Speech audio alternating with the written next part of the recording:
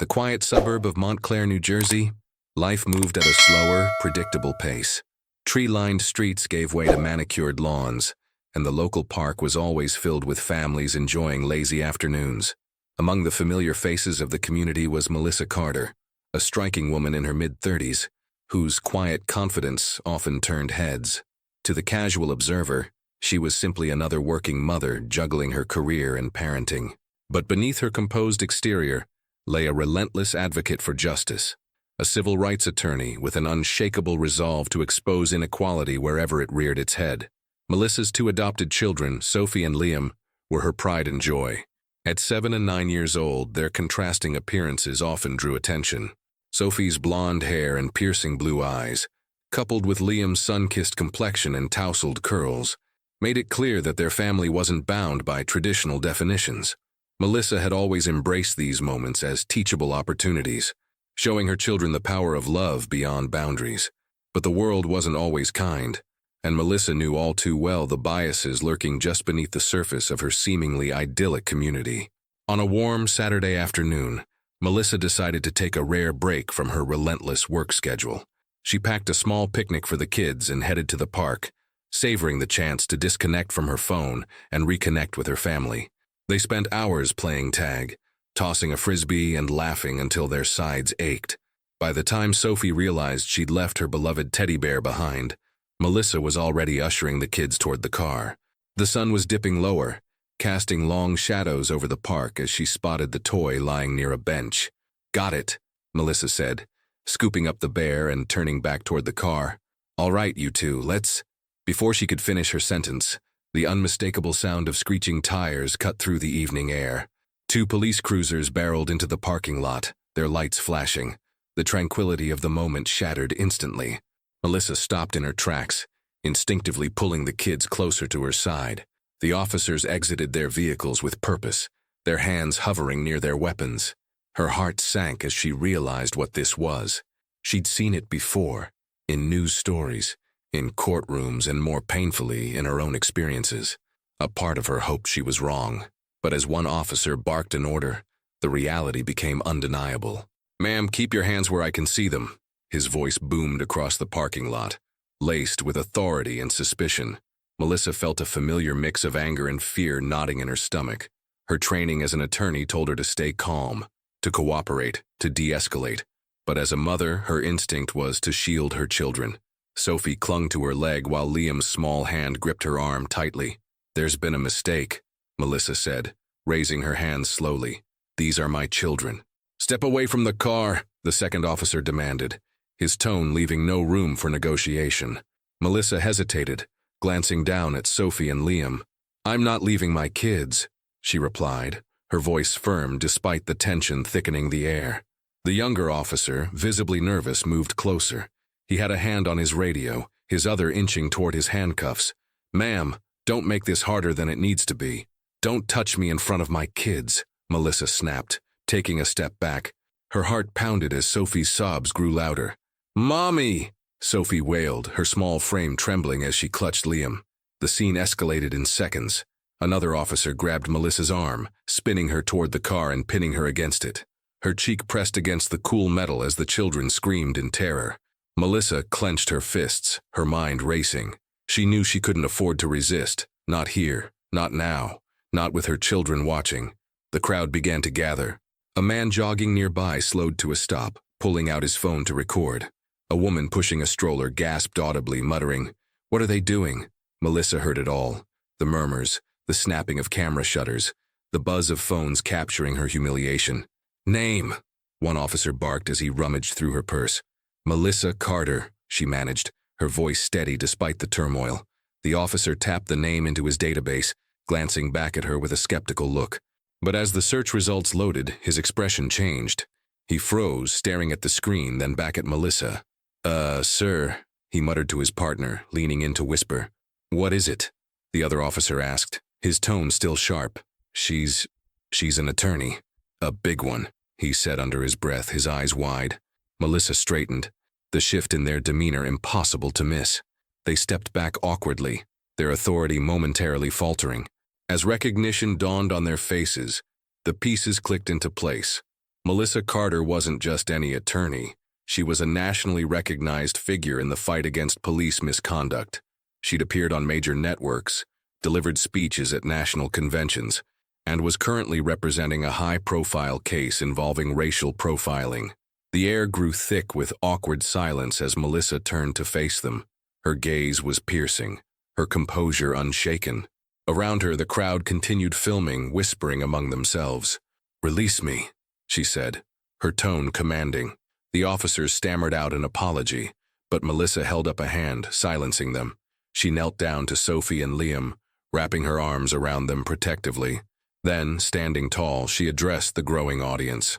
"This is what it looks like," she said loudly, her voice carrying across the parking lot. "This is the reality we live in." The officers retreated to their vehicles, their faces flushed with embarrassment. Melissa stood firm, her children by her side as the cameras continued to roll. This was far from over, and Melissa knew it. Montclair wasn't just any suburban town. To outsiders, it seemed idyllic, a haven of diversity and progressiveness, with picturesque homes and a bustling downtown filled with boutique shops and organic cafes. But Melissa knew better. Behind the manicured lawns and smiling faces was a community grappling with the same systemic issues as anywhere else in America. Her work often brought her face to face with the underbelly of the justice system, even in places that prided themselves on tolerance. Melissa's life was a study in contradictions. As an attorney, she commanded respect in courtrooms and boardrooms alike, often facing down CEOs and government officials with a razor-sharp intellect. But as a black woman in America, she was no stranger to the sting of prejudice. Her dual roles, advocate for justice and mother, often collided in ways that left her both exhausted and resolute. Her decision to adopt Sophie and Liam had come after years of soul-searching. She'd met them while volunteering at a foster care advocacy program. Both children had been removed from their biological home after their parents, struggling with substance abuse, could no longer care for them. Melissa saw in their eyes a reflection of her own struggles growing up, the need for stability, love, and belonging. It was a choice born of empathy, but also of defiance, a testament to the idea that families could be built on something deeper than biology. Raising them wasn't without challenges. Liam, the older of the two, was fiercely protective of his younger sister. Though he rarely spoke of it, Melissa suspected he remembered more of their turbulent early years than he let on. Sophie, on the other hand, was full of boundless energy and curiosity, her innocence a reminder of everything Melissa fought to preserve. Their family dynamic often drew curious stares, especially in a town like Montclair, where appearances mattered. At first, Melissa found herself explaining their story to strangers, feeling a need to justify her family's existence. But over time, she stopped caring. They didn't owe anyone an explanation. After the incident at the park, the atmosphere in their home was tense. Liam, usually quiet and composed, had taken to retreating into his room, while Sophie clung to Melissa's side at every opportunity. The children were too young to fully understand the implications of what had happened, but they felt the weight of it all the same. Melissa, too, was struggling. As she sat at her dining table late one night, scrolling through the videos of the confrontation that had gone viral, a mix of emotions washed over her. Anger, shame, frustration, but also resolve. The footage had garnered millions of views, sparking debates online about racial profiling and police accountability. Her inbox was flooded with emails from reporters and activists, each eager to amplify her voice. But amidst all the noise, Melissa's focus remained on her children. The town's response was predictably divided. While some residents rallied around Melissa, organizing support groups and speaking out against injustice, others took to social media to defend the officers. The local news ran segments dissecting every angle of the story, turning Melissa's life into a public spectacle. Montclair's police department, under pressure from both the media and local activists, issued a public statement apologizing for the officers' actions. But Melissa wasn't satisfied with empty words. She knew change required more than a press conference. It demanded accountability. Melissa's reputation as a lawyer had been built on cases like this. She had seen how systems of power operated, how they bent and twisted to protect their own. This time, though, it was personal. The incident wasn't just about her. It was about every black mother who'd ever been questioned for simply existing. Every child who'd ever been taught to fear those meant to protect them. Meanwhile, the officers involved in the incident faced their own reckoning. Officer Bradley, the younger of the two, was new to the force and had joined with idealistic dreams of making a difference. But the reality of his job, coupled with the biases he hadn't yet confronted, had led him to this moment. As the footage played endlessly on the news, he found himself questioning everything he thought he knew about his role and his responsibility. Sergeant O'Connor, on the other hand, was a veteran. His years on the force had hardened him, leaving little room for introspection. But even he couldn't ignore the fallout. The public outcry was growing, and for the first time in his career, he felt the weight of accountability pressing down on him. Melissa's allies in the legal world began to rally. Colleagues offered their support, drafting statements and preparing for what was shaping up to be a landmark case. But Melissa was more than a lawyer. She was a mother. Her primary concern was helping her children process what had happened and ensuring they felt safe. One evening, as she tucked Sophie into bed, the little girl looked up at her with wide, tear-filled eyes. "Mommy, are the police bad people?" she asked softly. Melissa paused, her heart aching at the question. She knelt beside her daughter, brushing a strand of hair from her face. "Not all of them, sweetheart," she said gently. "But sometimes people make bad choices because they don't understand, and it's our job to help them see the truth." Sophie nodded, her small hand gripping Melissa's tightly. In that moment, Melissa knew she wasn't just fighting for herself or her children. She was fighting for a better world, one where conversations like this would no longer be necessary. The incident at the park wasn't just a personal blow to Melissa. It became a flashpoint for larger discussions in Montclair and beyond. Within days, the video had circulated across social media platforms, amassing millions of views. News outlets picked it up, framing it as another example of systemic racial profiling. While some praised Melissa's composure and courage, others clung to narratives that sought to justify the officers' actions. Melissa's phone didn't stop buzzing. Her voicemail was flooded with messages, some from supporters offering their admiration, others from reporters hungry for a story. A few were hateful, accusing her of blowing things out of proportion, or worse. She tried to shield Sophie and Liam from the chaos, but it was impossible to ignore. At school, Liam overheard whispers from classmates who'd seen the video. Sophie came home asking why their family looked different from others. Melissa realized the fight ahead wouldn't be confined to courtrooms. This was about public perception, education, and ensuring her children understood their place in the world, not as victims, but as agents of change. The first significant challenge came just a week later, at a public forum hosted by the Montclair City Council. Initially planned as a routine meeting to discuss community issues, it was transformed into a heated debate on policing practices after activists demanded action. Melissa hadn't planned to attend. She was wary of turning the event into a spectacle. But when her colleague and friend Carla Hernandez urged her to come, Melissa knew she had to take a stand. The room was packed with residents from every corner of Montclair. The tension was palpable. On one side sat community activists and residents who'd rallied behind Melissa. On the other, a handful of vocal supporters of the police force. Between them sat city officials, visibly uneasy as they prepared for the barrage of complaints.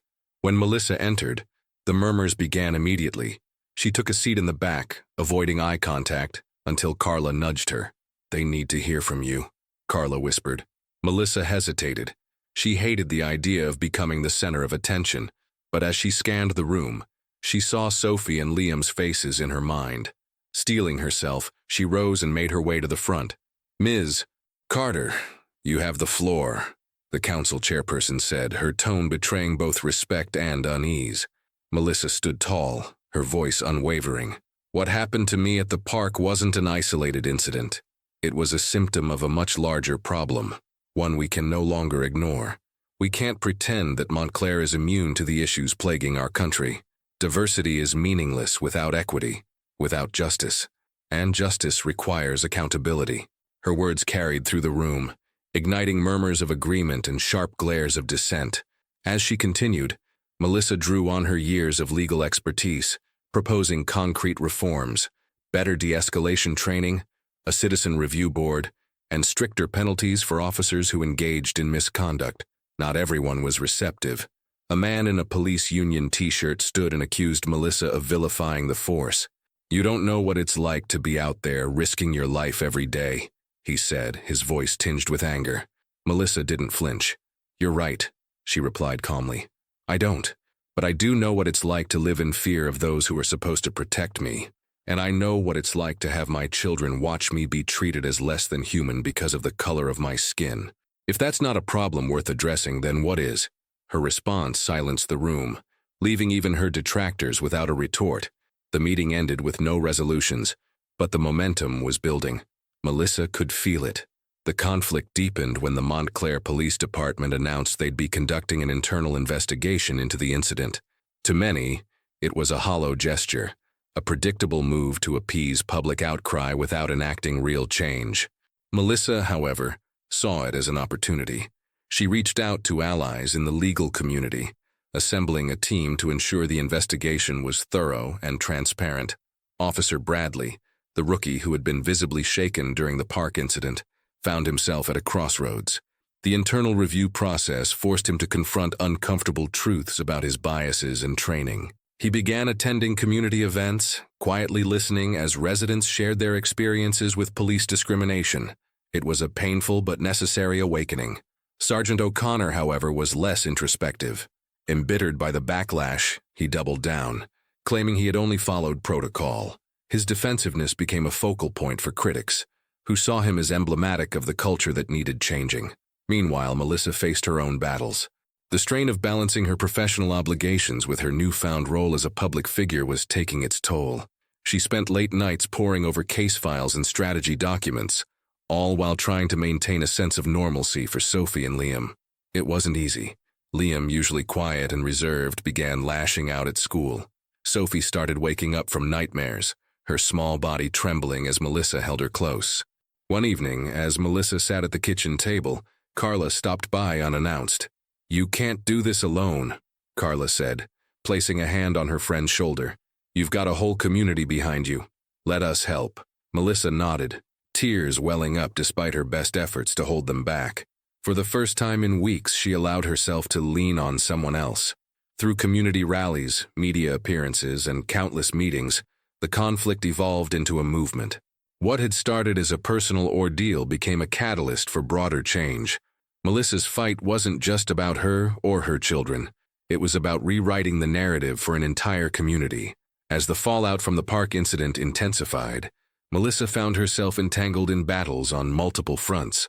While her primary focus remained on challenging systemic biases within the Montclair Police Department, other storylines began weaving into her journey, adding layers of complexity to the fight. Within the Montclair Police Department, the park incident triggered a deep schism. Officer Bradley, still reeling from his role in the confrontation, began to question not just his actions, but the culture he had willingly joined. Attending community listening sessions, he heard stories of families torn apart, wrongful arrests, and other instances of racial profiling. For the first time, Bradley began to see the uniform he wore from a different perspective. He reached out to Melissa anonymously, sending an email late one night. "I know I messed up," he wrote. "I didn't see it then, but I see it now.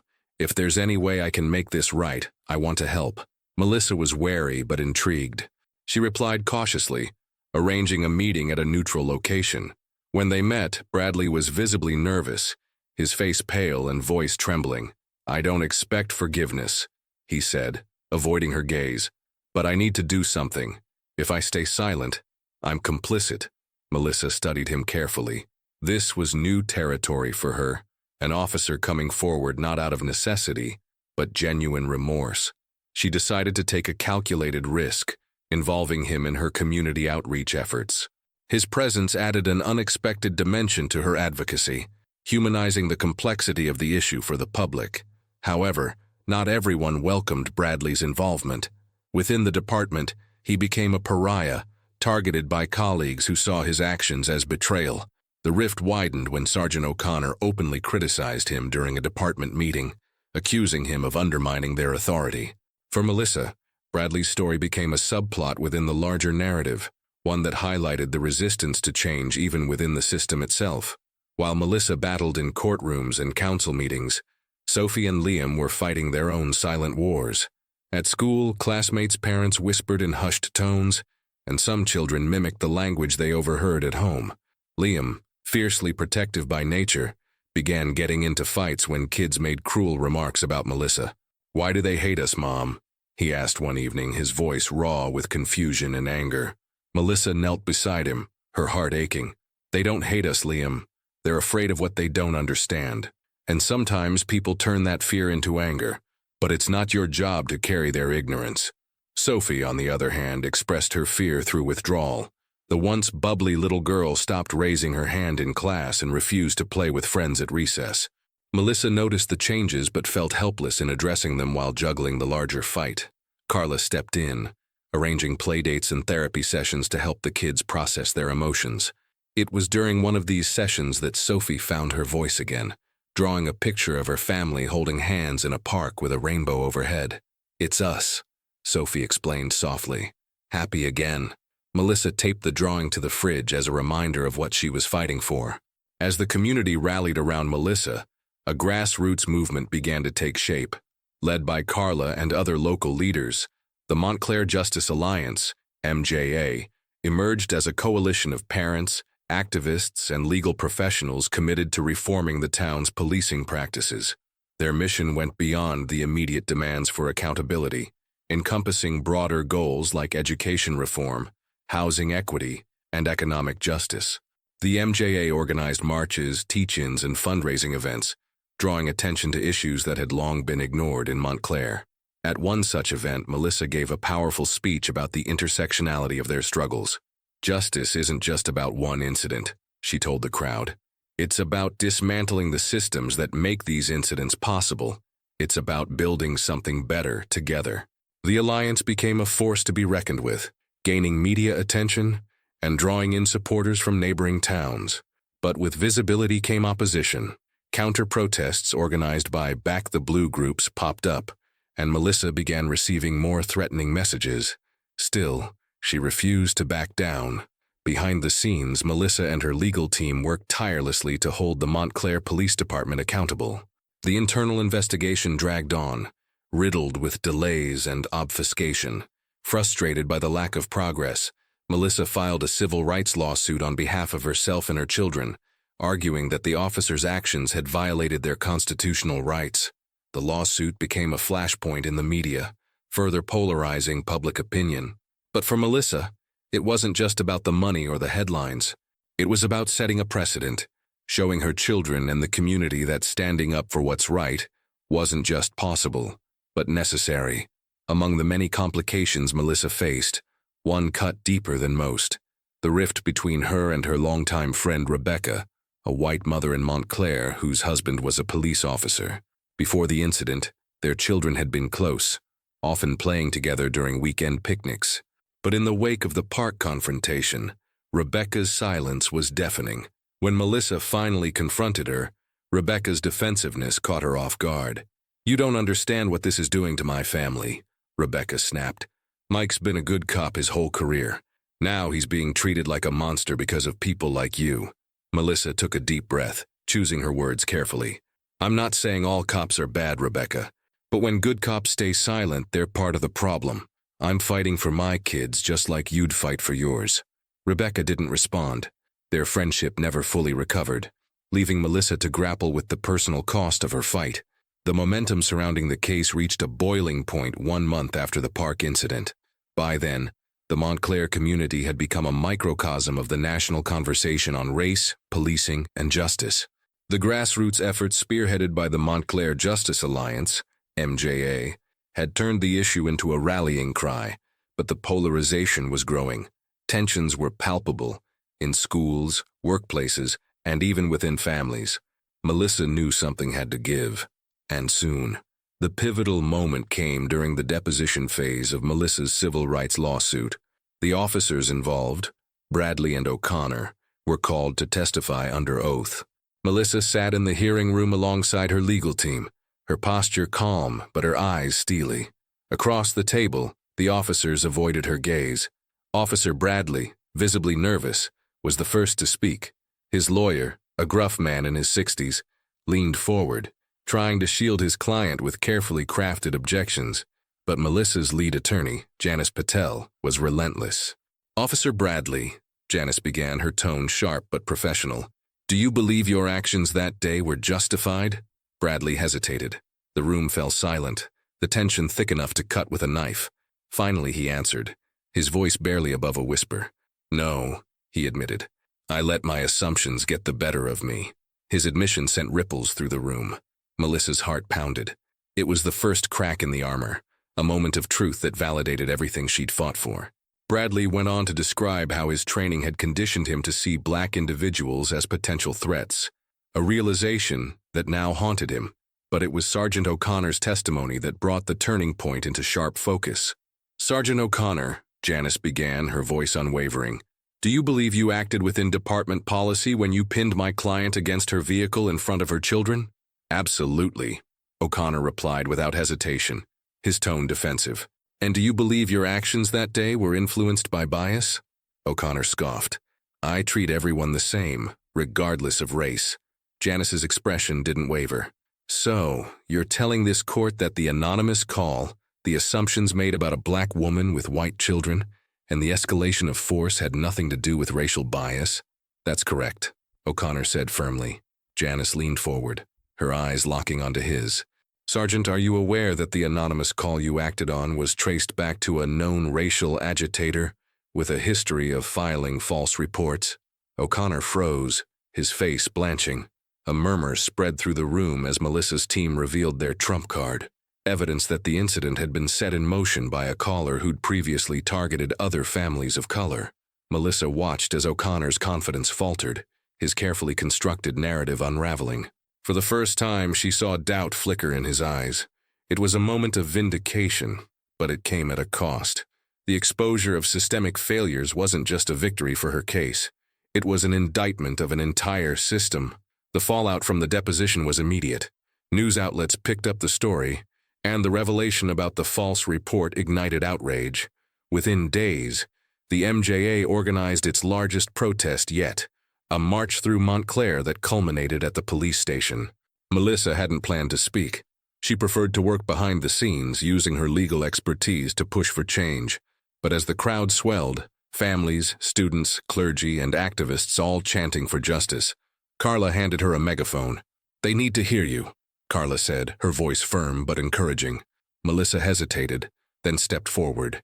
Standing on the steps of the police station, she looked out at the sea of faces. Some were familiar, her neighbors, colleagues, and friends. Others were strangers who had traveled miles to stand in solidarity. Taking a deep breath, Melissa raised the megaphone. "This isn't just about what happened to me," she began, her voice amplified over the crowd. "It's about every person who's been judged by the color of their skin, every child who's been taught to fear instead of trust, and every community that's been told to settle for less than they deserve." The crowd roared in response.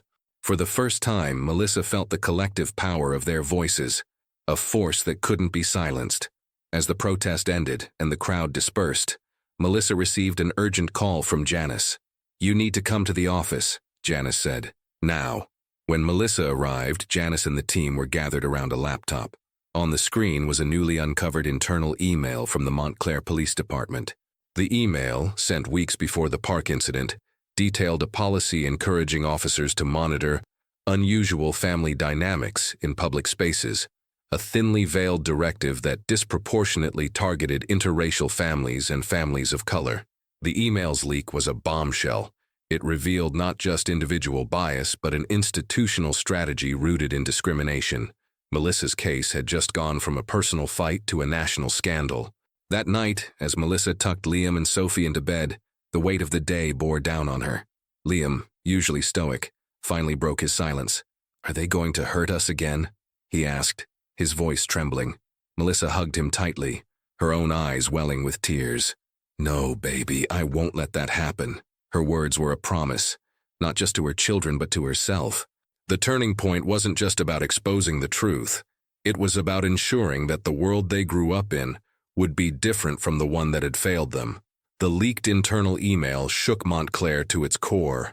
What had initially been viewed as a single incident of police misconduct was now exposed as part of a broader systemic issue.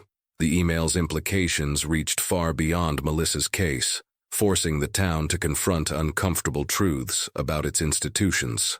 The Montclair Police Department found itself in damage control mode. The chief of police, under mounting pressure, issued a public apology during a televised press conference. "We recognize that there have been shortcomings in our policies and practices," he stated, his tone carefully measured. "We are committed to transparency and change." Yet, for many in the community, his words rang hollow.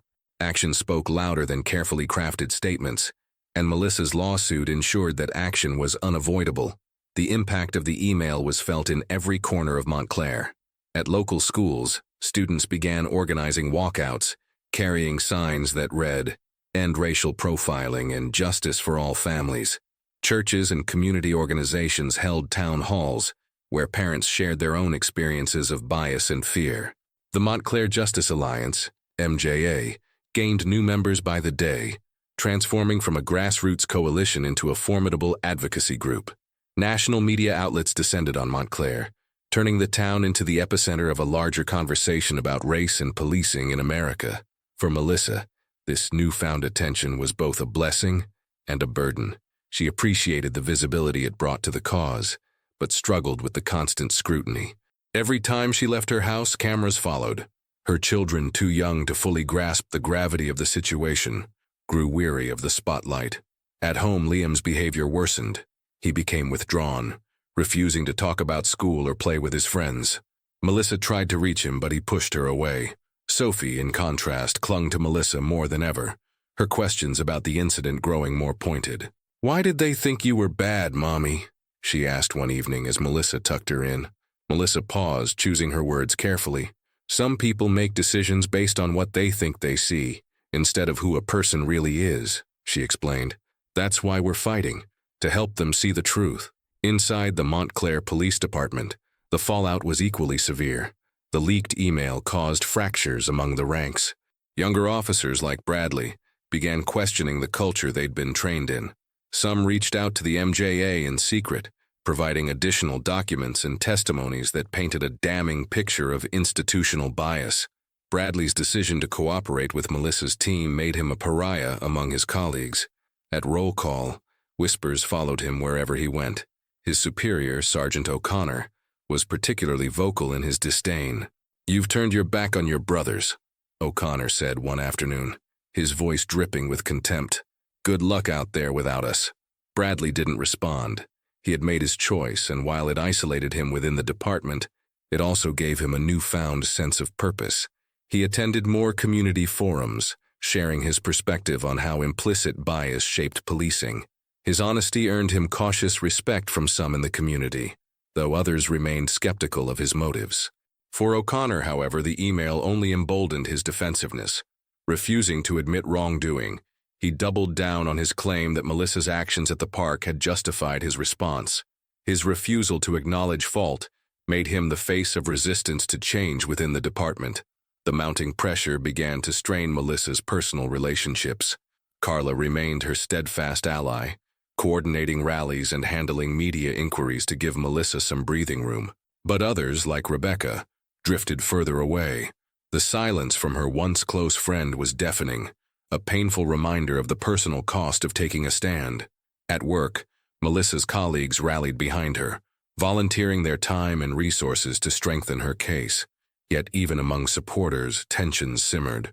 Some questioned whether the lawsuit was too risky, fearing it could alienate potential allies or set back progress if lost. Melissa, however, was resolute. "If we don't take this all the way," she told Janice during a late-night strategy meeting, "we're telling our kids that their pain doesn't matter. I won't do that." Despite her determination, the fight was wearing on Melissa. Nights were sleepless, filled with anxiety about the outcome of the case and the well-being of her children. She avoided looking at the comment sections of articles about the case, where vitriol and praise collided in equal measure. One evening, after putting Sophie and Liam to bed, Melissa sat alone in the living room, scrolling through her phone. A notification popped up, a message from someone she didn't recognize. At first, she hesitated to open it, bracing herself for yet another hateful remark. But when she finally read it, she froze. It was from a young woman named Rachel. "I saw your video," the message read. I'm the one who called the police that day. I thought I was doing the right thing, but I was wrong. I'm so sorry." Melissa stared at the screen, her emotions a whirlwind of anger, confusion, and vindication. The person who had set everything in motion was finally stepping forward. But was an apology enough? Melissa debated whether to respond, knowing that whatever she chose would carry weight. As Montclair grappled with the revelations, the community found itself at a crossroads. Some residents embraced the opportunity for change, joining the MJA's efforts and demanding accountability. Others dug in their heels, insisting that the department had done nothing wrong. The divide was stark, but for the first time, the town was having conversations it had long avoided. For Melissa, the consequences of her stand were both painful and profound. Her children were beginning to heal, her case was gaining traction, and the community she called home was awakening to its own potential for transformation.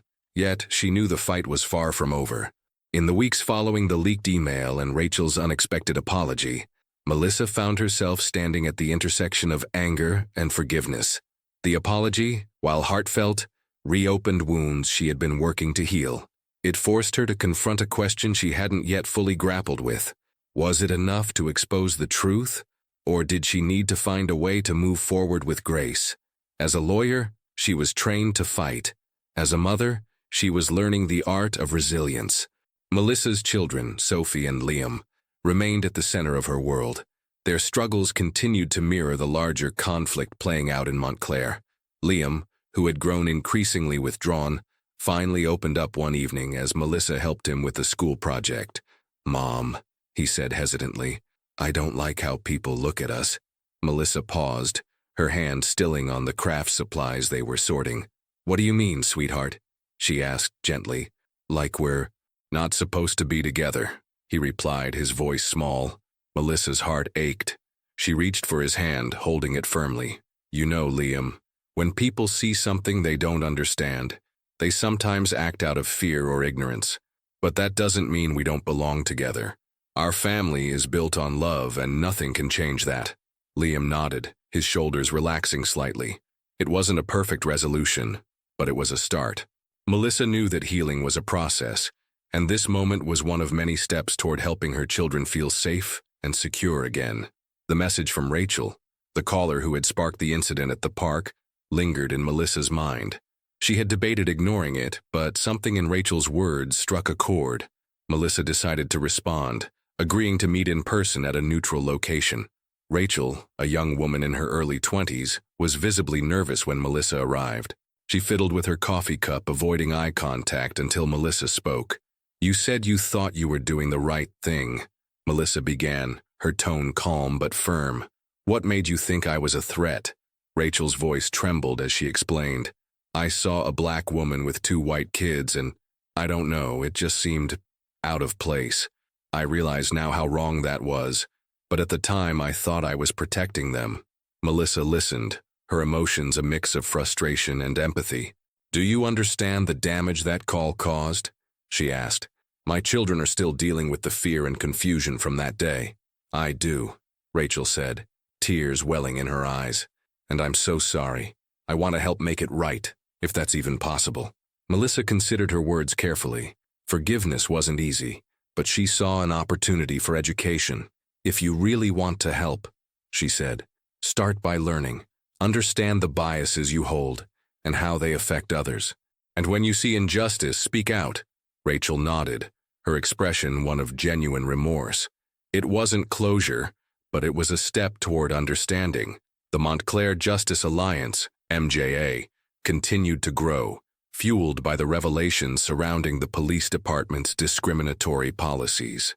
Melissa, now a reluctant figurehead for the movement, found herself speaking at events and mentoring younger activists.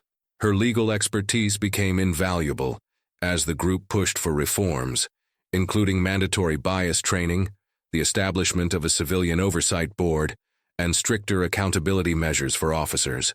One of the movement's most powerful moments came during a town hall meeting where Melissa shared her vision for Montclair. "This isn't just about me or my family," she told the audience. "It's about creating a community where everyone feels safe, where no one is judged by the color of their skin or the family they belong to. Change starts here, with all of us. Her words resonated, galvanizing the crowd. The momentum was undeniable, but so were the challenges. Opponents of the movement grew louder, organizing counter-protests and spreading misinformation. Melissa received anonymous threats, forcing her to increase security measures at home. Yet she refused to be deterred. Officer Bradley's journey mirrored the larger transformation taking place within Montclair. Ostracized by many of his colleagues, he doubled down on his commitment to reform. He began working with the MJA, sharing insights into police culture and advocating for changes from within. In one particularly poignant moment, Bradley joined Melissa at a school assembly where they spoke to students about bias and accountability. Standing side by side, they represented two sides of the same struggle, united by a shared goal of justice. "I used to think my uniform made me the good guy," Bradley admitted to the students. "But being good isn't about what you wear or the badge you carry. It's about the choices you make and the people you protect." His honesty earned a standing ovation, and for the first time, Melissa saw the possibility of true change within the system. Through these challenges, Melissa herself grew in ways she hadn't anticipated. She learned to lean on others, allowing Carla and her legal team to share the burden. She found strength in vulnerability, letting her community see not just the lawyer and activist, but the mother and human being behind the fight. Late one evening, after a particularly grueling day, Melissa stood in her kitchen looking at Sophie's drawing taped to the fridge. It showed their family holding hands beneath a rainbow, a simple but powerful symbol of hope. Melissa smiled, feeling a renewed sense of purpose. This fight wasn't just about justice for the past.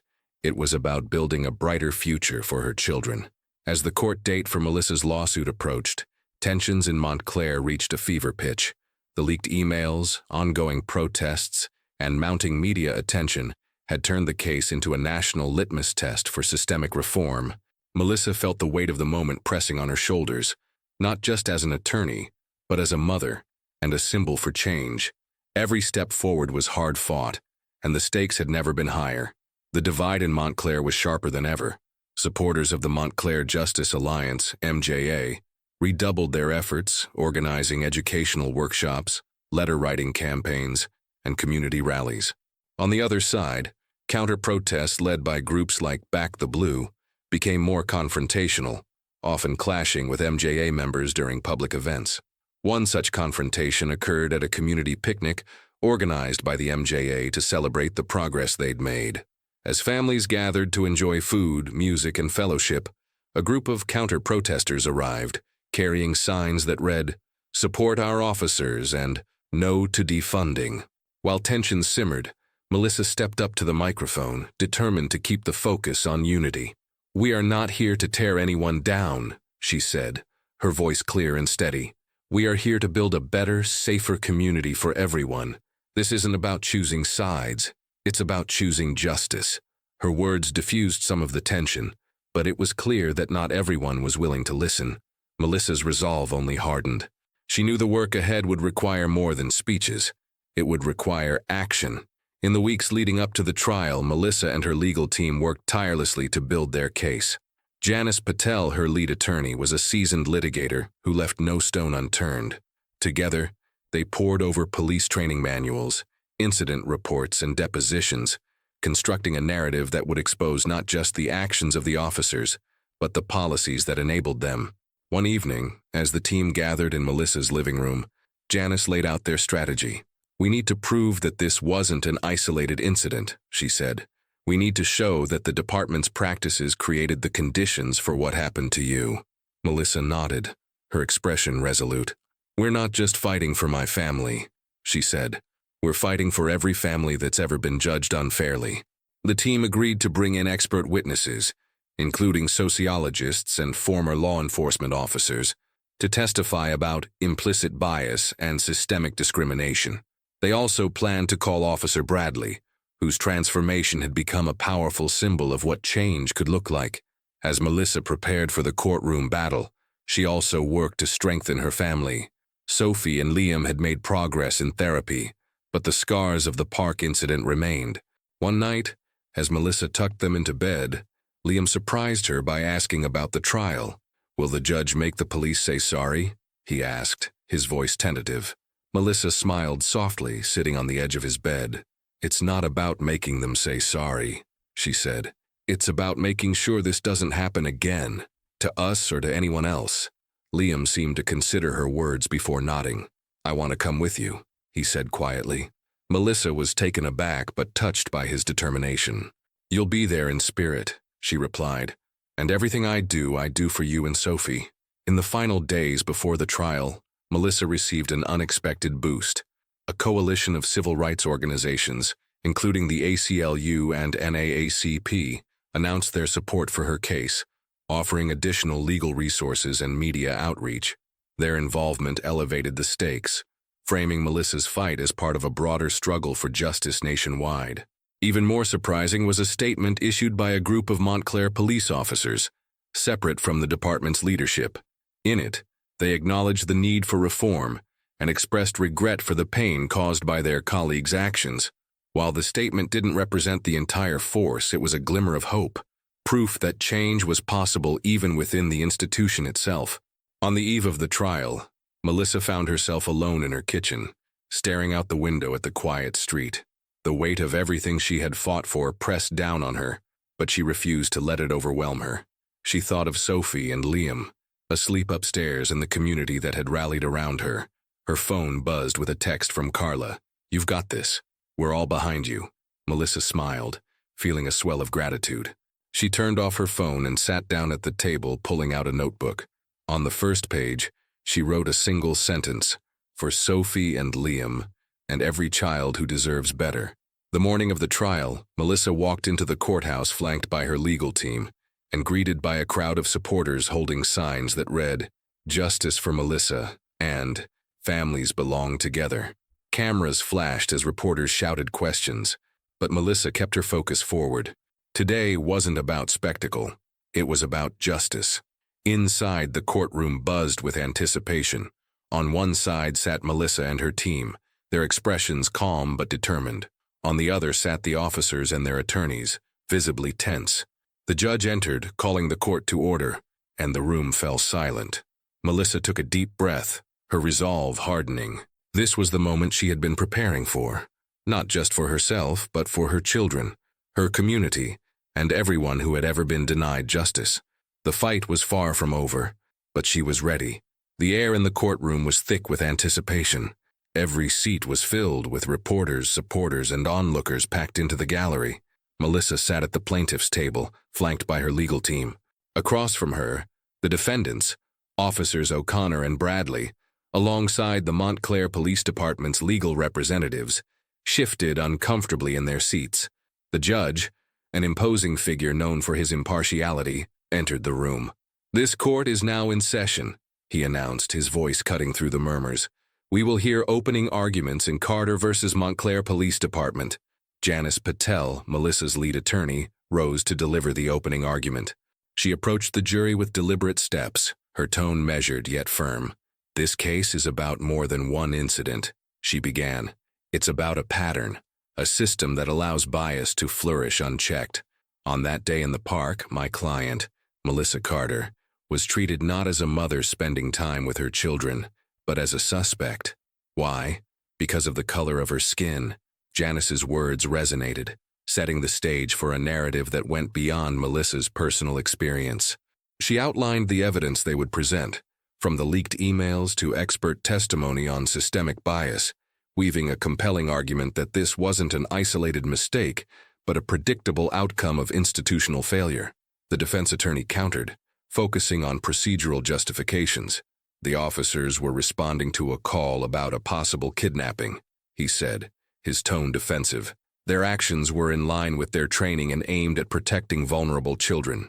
His argument painted the officers as well-meaning individuals caught in a difficult situation, but the cracks in this narrative were already showing. The testimony phase was where the case truly came alive. Melissa was the first to take the stand. As she recounted the events of that day, her voice remained steady, though the pain in her eyes was unmistakable. "I wasn't just humiliated," she said, her gaze sweeping across the jury. "I was terrified. Terrified for myself, and more importantly, for my children. They watched their mother being treated like a criminal, Not because of what I did, but because of who I am. Her words were powerful, painting a vivid picture of the fear and confusion that had gripped her family. She also spoke of the long-term effects on Sophie and Liam, their nightmares and questions, their innocence fractured by the actions of those sworn to protect.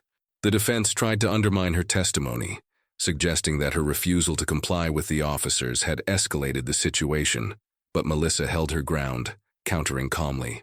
I was protecting my children. Any parent would have done the same. Officer Bradley's testimony was another turning point. Taking the stand, he looked visibly uneasy but determined. I made a mistake, he admitted, his voice breaking. I let my biases cloud my judgment. When I saw Ms. Carter with her children, I didn't see a family. I saw something that didn't fit my preconceived notions, and for that, I'm deeply sorry. His honesty surprised the courtroom, earning nods from some jurors. He went on to describe the flawed training he had received, which emphasized compliance over understanding and perpetuated stereotypes. His willingness to admit fault and advocate for reform gave Melissa's case a significant boost. In stark contrast, Sergeant O'Connor's testimony was combative. When asked if he believed his actions were justified, he responded curtly, I followed procedure. Janice pressed him. Do you believe that procedure takes precedence over treating people with dignity and respect? I believe my job is to protect the public, O'Connor snapped. I don't make the rules, I follow them. His rigid stance alienated the jury, especially when Janice presented the leaked email outlining the department's unofficial policy on unusual family dynamics. O'Connor's attempts to downplay its significance came across as dismissive, further weakening the defense's case. The prosecution's expert witnesses solidified their argument. A sociologist testified about the pervasive impact of implicit bias in law enforcement, while a retired police chief outlined alternative training methods that emphasized de-escalation and cultural sensitivity. But the most damning evidence came from the department's own records. Janice presented data showing that Black residents in Montclair were disproportionately stopped and questioned by police compared to their white counterparts. The pattern was undeniable, and it left the defense scrambling to explain. As the trial drew to a close, both sides delivered impassioned closing arguments. Janice stood before the jury one last time, her voice steady but charged with emotion. This case is about accountability, she said.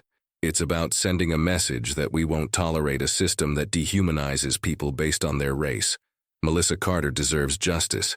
Her children deserve to grow up in a community where they feel safe, where they feel they belong.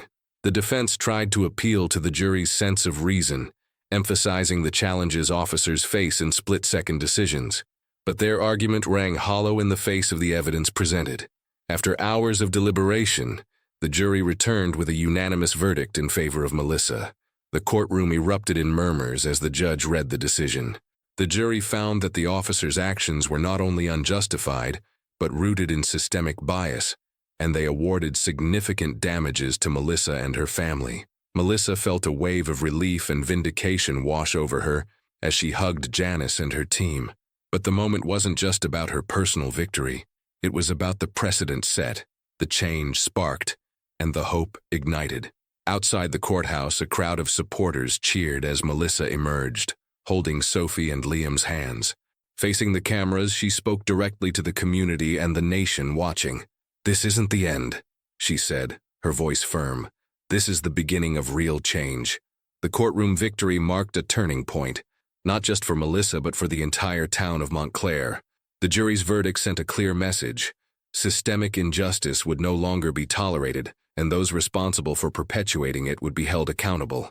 The ruling reverberated far beyond the courtroom walls, sparking renewed conversations about race, policing, and community trust across the country. In the weeks following the trial, the Montclair Police Department announced sweeping reforms. The leaked email and the trial's outcome made it impossible to ignore the calls for change. De-escalation training, cultural sensitivity workshops, and the establishment of a civilian oversight board became top priorities. While some officers resisted these changes, others, like Officer Bradley, embraced them, seeing an opportunity to rebuild trust with the community.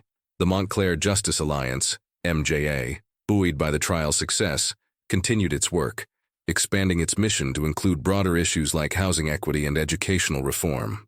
Melissa remained involved, but chose to take a step back from the spotlight, focusing instead on her family and her legal career. For Sophie and Liam, life began to return to normal. Therapy sessions helped them process the trauma of the park incident, and their schoolmates, influenced by the broader community conversations, grew more understanding and supportive. One afternoon, as Melissa watched her children play in the same park where the incident had occurred, she felt a sense of closure. "Mommy, we're safe now, right?" Sophie asked as she climbed onto Melissa's lap. Melissa hugged her tightly, her voice soft but confident. "Yes, sweetheart, we're safe, and we're stronger because we stood up for what's right." The case inspired other communities to take action. Cities across the country began examining their policing practices, and Melissa received invitations to speak at conferences and events about her experience. While she appreciated the platform, she often redirected the spotlight to the broader movement, emphasizing the collective effort that had driven change. Rachel, the woman who had made the 911 call, became a surprising ally.